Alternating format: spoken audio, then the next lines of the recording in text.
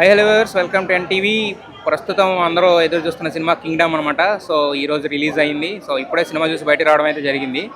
So Kingdom first నుంచి కూడా ఏంటంటే విజయ్ దేవరకొండ చాలా కాలం తర్వాత ఒక 2 years తర్వాత మళ్ళీ తిరిగి వస్తున్నాడు. ఎలాంటి సినిమాతో వస్తాడు, అలాగే గౌతమ్ తెన్ననూరి జెర్సీ అనే సినిమా ప్రూవ్ చేస్తున్నాడు. ఈ సినిమా ఎలా ఉండబోతుంది, ఇలాంటి డిస్కషన్స్ ఎక్కువగా జరిగినాయి. సో సినిమా చూసుకున్నట్టయితే కథ పరంగా చెప్పాలంటే ఇది కొత్త కథ, లేకపోతే ఇది అద్భుతమైన కథ, ఇప్పుడు చూడలేని కథ, ఇలా మాత్రం మనం చెప్పలేము. కానీ from the starting of the first scene ఏదైతే ఉంటుందో, మనం ఒక సినిమా స్టార్ట్ అయిన తర్వాత అక్కడి నుంచి ఫస్ట్ హాఫ్ అంతా కూడా సినిమా చాలా ఒక కొత్త సినిమాటిక్ ఎక్స్పీరియన్స్ అనమాట. ఇది ఓటీటీలో వచ్చిన తర్వాత చూడొచ్చు, లేకపోతే తర్వాత టీవీలో చూడొచ్చు అనుకునే సినిమా అయితే కాదనమాట. చాలా కొన్ని సినిమాలకు మాత్రమే మన సినిమాటిక్ ఎక్స్పీరియన్స్ కోసం థియేటర్స్ రావాల్సి వస్తుంది. సో అలాంటి ఒక సినిమాటిక్ ఎక్స్పీరియన్స్ అయితే ఈ సినిమాలో ఉంది. వాళ్ళు తీసుకున్న శ్రీలంక నేపథ్యం కానీ, సో దాంట్లో వాళ్ళు ఎంచుకున్న సన్నివేశాలు కానీ అవన్నీ కూడా అయితే మనకి జెర్సీలో గౌతమ్ తెన్ననూరి థ్రెడ్ ఏంటంటే ఆ ఎమోషనల్ థ్రెడ్ ఏదైతే ఉందో అది చాలా బలంగా ఉంటుంది. దీంట్లో కూడా ఏంటంటే ఉంది కానీ కాకపోతే స్ప్రింకిల్స్ లాగా అనిపిస్తుంది అనమాట ఎమోషనల్ థ్రెడ్. ఇక విజయ్ దేవరకొండ ఏంటంటే ఎప్పుడు కూడా ఎక్కువగా మనం చాలా సినిమాలు, ఇప్పుడు అర్జున్ రెడ్డి లాంటి సినిమాలు అవన్నీ కూడా ఏంటంటే విజయ్ దేవరకొండ మీద నడుస్తాయి. బట్ ఈ సినిమాలు ఏంటంటే విజయ్ దేవరకొండ పాత్ర మాత్రమే కనపడింది అనమాట. సో ఒక అన్న కోసం, ఒక తన ప్రాణంగా ప్రేమించిన అన్న కోసం, తప్పిపోయిన అన్న కోసం ఎదుక్కుంటూ అన్నను సాగే ప్రయాణం అనమాట ఒక తమ్ముడుగా. So Vijay Deverakonda at the same time Satyadev, వీళ్ళిద్దరూ కూడా ఈ సినిమాకి ప్రాణం పోశారనమాట. సో ఒకళ్ళ క్యారెక్టర్ ఎక్కువ, ఒకళ్ళ క్యారెక్టర్ తక్కువ అని కూడా చెప్పుకోవడానికి లేదు. విజయ్ దేవరకొండలో నటనలో, పర్ఫార్మెన్స్లో చాలా తేడా అయితే కనిపించింది ఈ సినిమాకి గత సినిమాలతో మనం పోల్చుకుంటే కనుక.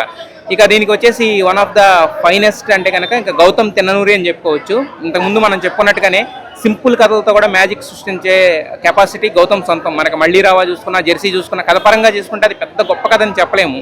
బట్ కాకపోతే ఏంటంటే ఎమోషన్స్ అనమాట, ఎమోషనల్ హై. ఈ సినిమా కూడా అంతే సినిమాటిక్గా, అంతే బ్రిలియంట్గా గౌతమ్ తెరకెక్కించడం అనేది జరిగింది. చిన్న డైలాగులతోనే ఒక ఫస్ట్ హాఫ్లో ఒక చిన్న డైలాగ్ ఉంటుంది, నీ పేరు ఏంటంటే సూర్య అంటాడు. ఇంతే డైలాగు, అక్కడ ఉన్న సీన్ ఇంతే. బట్ అది ఇచ్చిన ఎమోషనల్ హై అనేది ప్రేక్షకులకు కనెక్ట్ అవుతుంది. అంటే దీన్ని బట్టి అర్థం చేసుకోవచ్చు గౌతమ్ తెన్ననూరి మార్క్ ఎలా ఉంది ఈ సినిమాలో అని చెప్పేసి.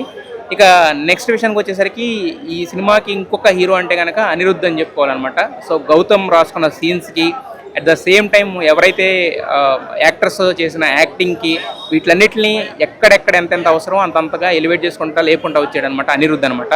సో అనిరుద్ధ్ని ఎందుకు పెట్టుకోవాలి ఈ సినిమా, మ్యూజిక్ డైరెక్టర్ ఎందుకు పెట్టుకుంటారనే దానికి మరో ఎగ్జాంపుల్ ఇదని చెప్పుకోవచ్చు అనమాట. ఇక చాలామంది ఏంటంటే సెకండ్ హాఫ్ గురించి మాట్లాడుతున్నారు. సెకండ్ హాఫ్లో ఫ్లాటర్గా ఉంది, లేదంటే ఫాల్టన్గా ఉంది, సో అదంతా కూడా కొంచెం డ్రాగ్ అయిందని చెప్పేసి.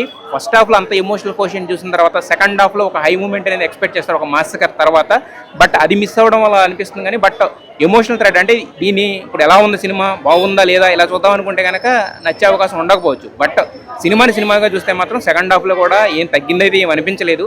ఆ ఎమోషనల్ హై ఏదైతే ఉందో సినిమా ఫస్ట్ నుంచి లాస్ట్ వరకు ఉంది. సో సెకండ్ హాఫ్కి లీడ్ అనేది ఎందుకు కట్ చేశారనేది అది మేకర్స్ అనమాట. అంటే ఫస్ట్ హాఫ్ ఈ మధ్యన చాలా సినిమాలు వస్తున్నాయి కానీ సెకండ్ హాఫ్ అని వేస్తున్నారు కానీ సెకండ్ పార్ట్ అనేది ఉండట్లేదు. బట్ ఇది మెటీరియలైజ్ అవుద్దా లేదనేది మేకర్స్ ఒకసారి చూసుకున్న తర్వాత చెప్తారు. కాబట్టి దీంట్లో లీడ్ అనేది ఇవ్వలేదు. బట్ కాకపోతే ఏంటంటే సెకండ్ హాఫ్ మొదలుపెట్టినా కూడా లీడ్ ఇవ్వకపోయినా సెకండ్ ఒక పార్ట్ మొదలు పెడితే కనుక దానికి కావాల్సిన సరంజామం అంతా కూడా సరిపడగా ఉందని చెప్పుకోవచ్చు. ఇక చాలామంది ఫీల్ అవుతున్న విషయం ఏంటంటే భాగ్యశ్రీ బోర్సేతో ఒక సాంగ్ కూడా షూట్ చేశారు. బట్ సినిమాలో చూసుకున్నా కూడా ఆమె పొజిషన్ తక్కువని, ఆమె పాత్ర లేదు బేసిక్గా. ఏంటంటే ఒక చిన్న హీరోయిన్ పాత్ర అంటే మనకి కమర్షియల్ ఆస్పెక్ట్లో కొన్ని కోరుకుంటాం కాబట్టి ఆ కమర్షియల్ ఆస్పెక్ట్లో భాగ్యశ్రీ బోర్సే పాత్రను ఎదిగించినట్టుంది. కానీ బట్ కాకపోతే ఏంటంటే ఆమె పాత్ర లేదు. బట్ ఒక హీరోయిన్ మెటీరియల్ ఉంటే బెటర్, ఒక కమర్షియల్ సినిమాలు ఎక్స్పెక్ట్ చేస్తారు కాబట్టి తీసుకొచ్చిన వాటికి న్యాయం చేశారనమాట. అయితే సెకండ్ హాఫ్లో ఆ సాంగ్ తీసేయడానికి రీజన్ ఏంటంటే ఆ సాంగ్ పెట్టే సిచ్యువేషన్లో ఆ సాంగ్ సింక్ అవ్వలేదు అసలు కంప్లీట్గా. అక్కడ అవతల ఒక బీభత్సం జరుగుతుంటే ఇక్కడ వీళ్ళిద్దరూ కూర్చొని సాంగ్ వేసుకుంటే ఇంకా అంతకు మించిన డిజాస్టర్స్ ఉండదన్నమాట. సో అందుకని చెప్పి ఆ యాక్ట్లోంచి తీసి దాన్ని పక్కన పెట్టారు. సో ఓవరాల్గా చూసుకుంటే బాగుంది సినిమా. అంటే ఇంతకుముందు మనం చెప్పుకున్నట్టుగానే ఇది థియేటర్కి అప్పీల్ ఉన్న cinema first thing. Second thing ఏంటంటే అక్కడక్కడ కొన్ని చిన్న లోపాలు ఉన్నాయి. బట్ వాటిని భూతద్దంలో చూడకుండా థియేటర్కల్ ఎక్స్పీరియన్స్ కోసం అయితే కనుక ఈ సినిమా చూడొచ్చు. సో ఈ సినిమాకి మేము ఇస్తున్న రేటింగ్ అయితే 3 out of 5.